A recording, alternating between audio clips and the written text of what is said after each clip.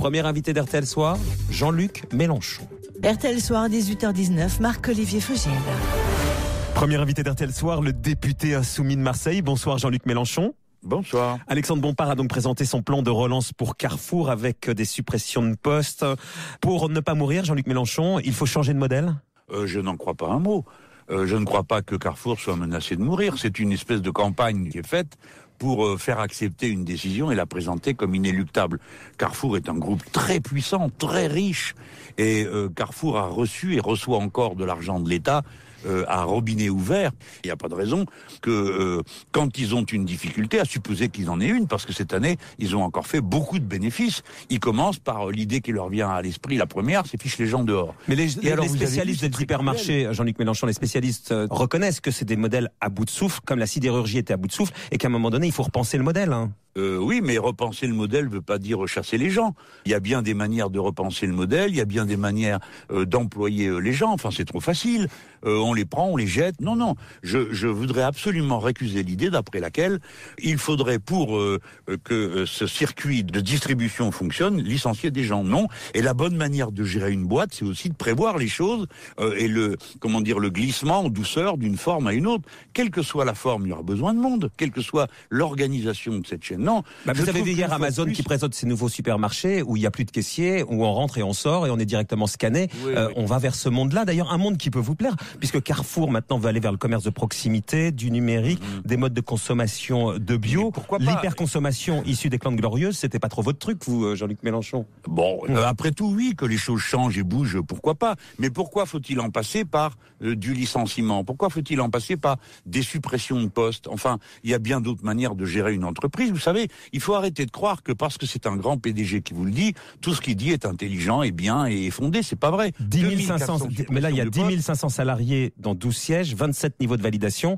Le PDG de Carrefour dit, c'est pas possible, on peut plus entretenir ce modèle-là. Oui, il faudrait qu'il en fasse la démonstration. Vous savez, Marc-Olivier Fogiel, il y a quand même quelque chose d'insupportable dans tout ça. C'est que les gens qui sont là, ils apprennent tout en écoutant la radio.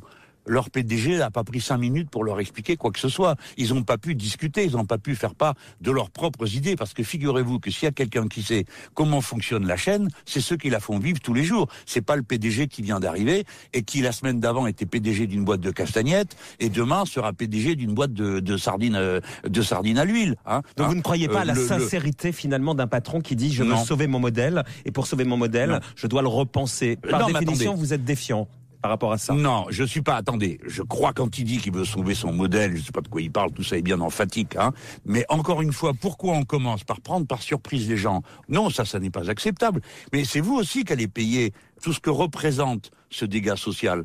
C'est des gens qui vont s'en aller, qui vont souffrir de ne plus avoir d'emploi, qui vont être mal, qui vont tomber malades, il va falloir les soigner, en plus il va falloir payer les indemnités de chômage. Bon sang, il y a peut-être autre chose à faire que de virer les gens dès qu'on veut faire de l'argent. Alors justement, Bruno Le Maire, le ministre de l'économie, assure que le gouvernement sera attentif à la situation de chaque salarié. On a un gouvernement qui manifestement regarde de près ces licenciements, et notamment les salariés. Oui. Je sais que vous me posez la question pour me piquer, mais vous savez aussi bien que moi que Monsieur Le Maire n'a pas du tout l'intention d'examiner le cas des 2400 personnes qui vont être mises dehors en lisant leurs fiches, en leur téléphonant le soir pour savoir s'ils vont bien et en appelant le PDG pour savoir si vraiment il faut les chasser. Non, mais il va voir les reclassements notamment promis par Carrefour, ils vont vraiment avoir lieu.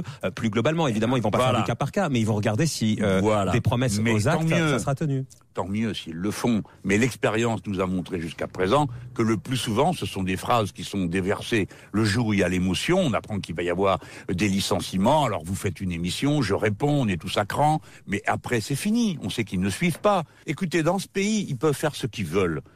Nous avons le président des riches qui est en train de devenir le roi des riches là-bas à Versailles. Vous avez vu les gens qui sont là, Monsieur Fogiel? Alors j'ai vu qu'ils mettaient beaucoup d'argent. Vous avez vu par exemple cet Allemand qui met 2 milliards, à la clé 3,5 milliards d'investissement. Je sais aussi que tout ça va aller à l'économie et donc au final aux salariés, Monsieur Mélenchon. Bien sûr. Voyons, ça ira pas attendez. À une embauche. Que vous blaguez, Ah non. D'abord, on ne sait pas s'ils vont le faire. Non, mais attendez, Monsieur Fogiel, faut quand même pas tout passer par-dessus bord. Vous avez là, dans cette salle, des gens qui sont des fraudeurs du fisc, qui travaillent avec des paradis fiscaux. Certains sont sous le coup de poursuites judiciaires dans notre pays parce qu'ils payent pas d'impôts ou parce qu'ils ont eu des pratiques inacceptables. Et on les reçoit en grande pompe au château de Versailles, où, bon, vous me direz, c'est bien l'endroit où il faut les mettre, c'est les privilégiés de notre époque. Autour du monarque, et à la sortie, on annonce qu'il va y avoir des investissements. Monsieur Fogiel, n'ayez pas la naïveté de croire qu'un seul euro sera investi par un seul de ces rapaces en France, si c'est pas parce qu'il a la certitude que ça va lui rapporter beaucoup d'argent. Mais ça va peut-être lui rapporter beaucoup d'argent, monsieur Mélenchon, mais c'est peut-être du win-win. Oui, j'ai vu sur les inégalités, on en a parlé, mais même si ça rapportait beaucoup d'argent à ces gens-là, pour peu que ça rapporte aussi à des salariés, ça sera win-win, hein.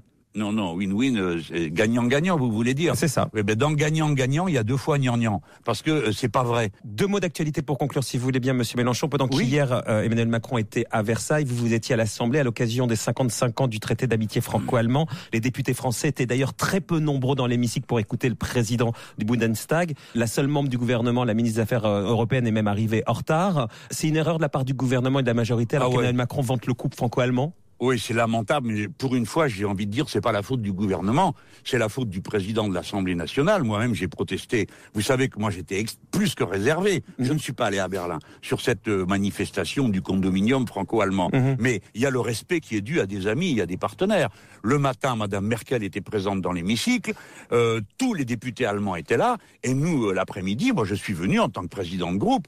Bon, nous étions 130 sur 570, c'est pas acceptable. Donc c'est une faute. Moi, je vous garantis, mon groupe, nous étions 6 présents, donc nous sommes 17, mais au moins nous étions 6.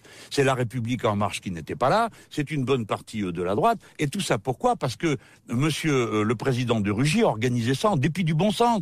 Moi, franchement, je vais vous dire, j'avais honte, voilà. J'étais horriblement gêné, comme plein de gens, de voir cet hémicycle vide. Allez, pour conclure, hier on a appris donc que Jean-Claude Gaudin n'allait pas se représenter à Marseille. C'est vous qui le remplacez en 2020? Non, attendez. Pour l'instant, les grenouilles sont à la recherche d'un roi et elles se battent entre elles. Alors, permettez-moi de vous dire une chose. Monsieur Gaudin a toujours eu un cerveau d'avance sur tous ses concurrents et successeurs. Donc, tout cela ferait bien de se méfier du sort qu'il aurait réservé. Mais vous, ça vous intéresse le poste? Moi, je suis intéressé à ce que la liste Marseille Insoumise dirige la mairie de Marseille. Ça, c'est clair. Que vous pourriez porter? On va voir comment. Non, mais attendez. Les municipales, ça se prépare avec méthode. D'abord, je vais laisser mes adversaires s'entretuer. C'est le premier point. Alors, c'est bien parti. Deuxièmement, il faut créer des listes et je demande à tous ceux qui se réclament de moi dans Marseille, allez gagner vos galons auprès des gens. Et puis après, on verra où c'est dans 2 ans. Faut pas être impatient. Ce sont des jeunes gens, vous savez, des jeunes gens très impatients. On a le temps de se reparler. Merci Jean-Luc Mélenchon d'avoir été en ligne avec nous ce soir. Merci beaucoup de m'avoir posé cette question. Merci Au revoir. Au revoir.